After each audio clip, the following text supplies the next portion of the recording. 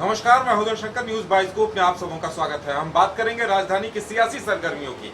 झारखंड में सियासी सरगर्मियां एक बार फिर से तेज होती दिखाई दे रही हैं। विरोध का आलम जो लोबिन हेम्ब्रम ने आरंभ किया था वो चल रहा है।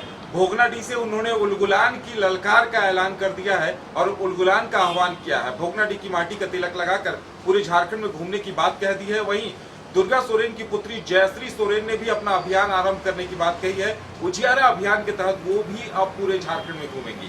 इन सब के साथ साथ अगर बात की जाए तो कांग्रेस ने भी अपने 25 आला नेताओं को दिल्ली तलब किया है, जिसमें तमाम मंत्री और कई विधायक भी शामिल हैं। कांग्रेस के कई वरिष्ठ नेता भी शामिल हैं और वहीं एनडीए के कुछ नेता भी दिल्ली कूच करने की तैयारी कर रहे हैं और इन तमाम मुद्दों को लेकर कयासों के बाजार गर्म है। मदन, सबसे पहले बात करेंगे जेएमएम की। तो लोबिन हेम्ब्रम ने भोगनाडीह से आज वहां की माटी का तिलक लगाकर उलगुलान का ऐलान कर दिया है और उनके साथ साथ जयश्री सोरेन भी एक दिन के बाद बैठक कर रही है विधानसभा परिसर में और वो भी पूरे राज्य का भ्रमण करेंगी। यानी अब कहा जा सकता है कि 1932 खतियान, भाषा विवाद, कई ऐसे मुद्दे होंगे जिसपे ये जन समर्थन जुटाने की कोशिश करेंगे। जी बिल्कुल, देखिए पिछले कई दिनों से ये प्रकरण चल रहा था और विधानसभा का जो बजट सत्र चल रहा था उसी दौरान लोबिन हेम्ब्रम ने ये आखिरी दिन घोषणा कर दिया था कि हम 5 अप्रैल से जो है वो राज्य के दौरे पर रहेंगे, तमाम विधानसभा में जाएंगे।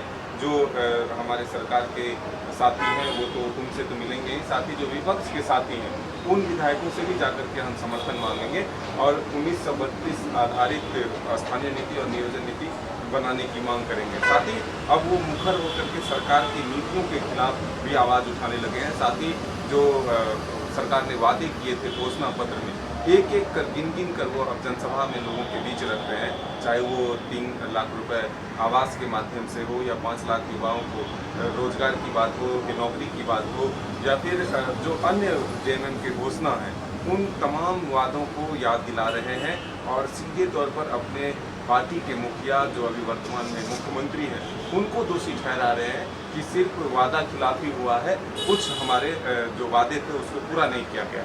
तो अब इसकी शुरुआत हो चुकी है। साहेबगंज के भोगनाडीह से मिट्टी का तिलक लगा करके वो अब राज्य स्तर पर परिभ्रमण के लिए निकल चुके हैं। तो इससे एक तरह से सरकार के खिलाफ मैसेज जा रहा है, सरकार की नीतियों के खिलाफ मैसेज जा रहा है। तो ये जेएमएम के लिए ज़रूर एक बीच में मुश्किल पैदा हुआ है और इसी के लिए स्टीफन मरांडी ने पहली बार सामने आकर के पार्टी की तरफ से अपनी बात रखी थी कि पार्टी उन पर अनुशासनात्मक जो है कार्रवाई भी कर सकती है। लेकिन जैसे ही स्टीफन मरांडी के आरोप लगते हैं लोबिन हेम्ब्रम पर, लोबिन हेम्ब्रम भी आक्रामक रूप से कई आरोप लगाते हैं स्टीफन मरांडी पर। जो गुरु जी को धोखा दिया, जेएमएम को धोखा दिया, फिर वो वापस आए अपने स्वार्थ की सिद्धि के लिए। तो तमाम आरोप प्रत्यारोप का दौर जारी है। बिल्कुल, लोबिन हेम्ब्रम ने अपनी ताकत भी दिखा दी है। जेएमएम की तरफ से ये संदेश दिया गया था अपने कार्यकर्ताओं को कि ये लोबिन हेम्ब्रम की सभा में ना आए, लेकिन लोबिन हेम्ब्रम कितनी पकड़ रखते हैं वहाँ की स्थानीय जनता की भी वो ये साबित कर चुका है। और अब इसी तरह से सीता सोरेन की बात की जाए तो उन्होंने भी अपने बगावती तेवरों का आगाज कर दिया है। और सबसे बड़ी गौर करने वाली बात यह है कि मदन, 2009 में जब सीता सोरेन चुनाव लड़ना चाह रही थी उस वक्त भी टिकट देने में आनाकानी की जा रही थी। उस वक्त भी जब मैसेज ये गया कि अगर जेएमएम उन्हें टिकट नहीं देती है तो वो दूसरे दलों की ओर रुख कर सकती हैं, तब उन्हें टिकट मिला था। और कई बार इन चीज़ों को लेकर उनकी शिकायत भी सामने आती रही और अब उनकी बेटियां ने दुर्गा सोरेन सेना का गठन किया है। यानी सीधी सी बात है, जब उन्हें ही टिकट नहीं मिल रहा था तो उनकी बेटियों को टिकट मिलने के आसार भी कम है। ऐसे में लगता है वो अपना जनाधार मजबूत करने के लिए अभी से निकलना चाह रही है। देखिए, ये सीधी सी बात है, परिवारवाद और राजनीति में हिस्सेदारी ये जहाँ भी आते हैं तो वहाँ इस तरह के समस्या उत्पन्न होते ही हैं।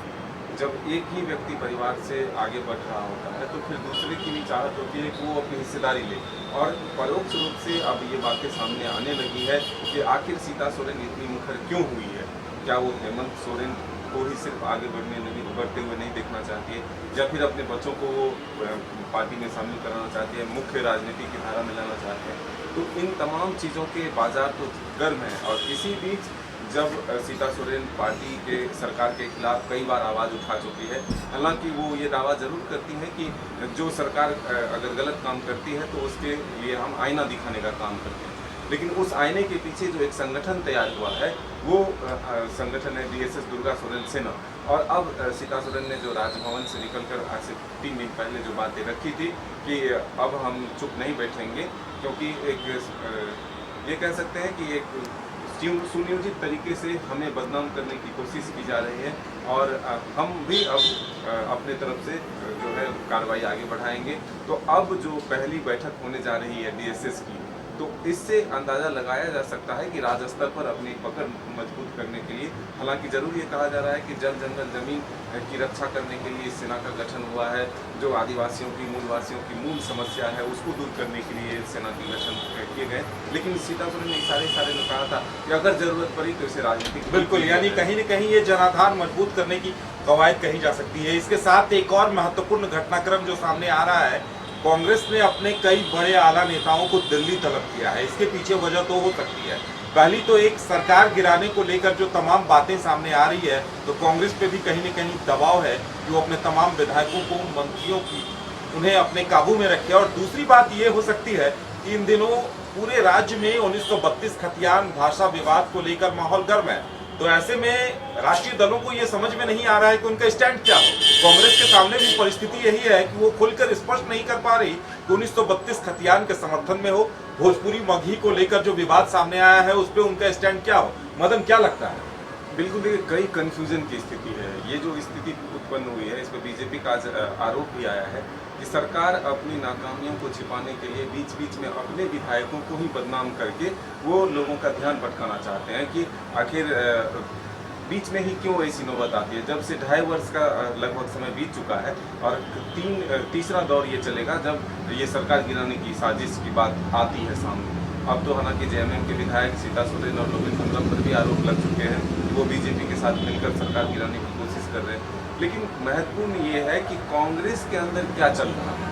कांग्रेस के जो प्रभारी हैं वो झारखंड आने से पहले 2 दिन जो नाराज नेता हैं उनको बुला लेते हैं दिल्ली, फिर उनके साथ बैठक होती है, कई मंत्री वहाँ पहुँचते हैं, बैठक होती है, फिर वो रांची आते हैं, झारखंड आते हैं, यहाँ पर फिर वो 2 दिन तक कार्यक्रम करते हैं, फिर विधायक दल की बैठक होती है। अब यहाँ से दिल्ली बुला करके बैठक करने की क्या नौबत आती है, ये समझने की बात है। और जिस तरह से प्रभारी अविनाश पांडे ने एक मैसेज दिया है कि एक कॉमन मिनिमम प्रोग्राम तैयार किया जाए, इसे प्रेशर पॉलिटिक्स भी माना जाता है कि कांग्रेस सरकार में अपनी हिस्सेदारी और बढ़ाने के लिए कोशिश कर रही है और इसलिए इस तरह के बीच बीच में जो है कवायद कांग्रेस की तरफ से की जा रही है। हालांकि आगे क्या होता है ये कहना मुश्किल है, लेकिन अभी एक ऊहापोह की स्थिति बनी हुई है। जो विपक्ष के नेता हैं, कई बड़ी चेहरे, वो भी दिल्ली की तरफ कूच करने वाले। हालांकि अभी हम नाम नहीं बताएंगे, लेकिन जो जानकारी मिल रही है कई विपक्ष के नेता दिल्ली कल कूच करेंगे। तो अब ये देखना होगा कि आखिर दिल्ली में होता क्या है, क्या सच। बिल्कुल, कहीं वाकई में सरकार के मसले पर कहीं कुछ चल रहा है।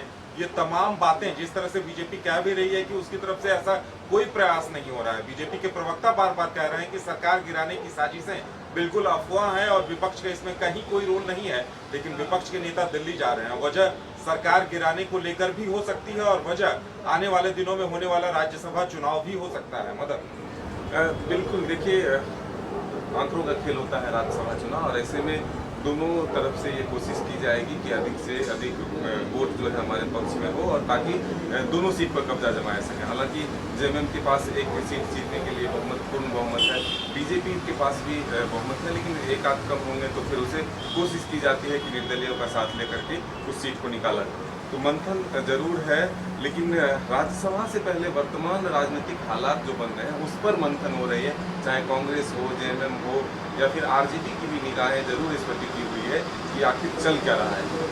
2.5 वर्ष बीत गए हैं, बोर्ड निगम के गठन नहीं हो पाए हैं, तो जो विधायक हैं, जो नेता हैं, जो पार्टी के लिए दिन रात काम करते हैं, उनकी निगाहें भी टिकी हुई है। उनका भी प्रेशर पार्टी के आला कमान पर पड़ रहा है कि आखिर जब वक्त बीत जाएगा तो फिर हम किस काम आएंगे, क्योंकि वोट निगम के माध्यम से भी कुछ लोगों का काम किया जाता है, उनसे भी उनका प्रोत्साहन मिलता है। तो ये तमाम जो प्रेशर हैं वो जरूर दिए जाने आने वाला वक्त बताएगा कि आखिर झारखंड में होने वाला। बिल्कुल, अभी तक हालात यही नजर आ रहे हैं कि चले 2.5 साल और पहुंचे 2.5 कदम। राजनीति में जो कुछ घटनाक्रम पेश आ रहे हैं, जनता के मन में भी कई तरह के सवाल सामने आ रहे हैं कि अब आने वाले दिनों में होने वाला क्या है। ये देखना दिलचस्प होगा कि कांग्रेस जो अपने विधायकों को, अपने नेताओं को बार बार दिल्ली बुला रही है, तो क्या कुछ होता है, विपक्ष की कवायद क्या रंग लाती है और आने वाले दिनों में क्या होता है। और हेमंत सोरेन जो बगावती सुर सीता सोरेन और लॉबिन हेम्ब्रम की तरफ से तेज किए जा रहे हैं, उन्हें थामने में कहां तक कामयाब होते हैं। फिलहाल हमारे साथ इतना ही, हमें दीजिए इजाजत, नमस्कार।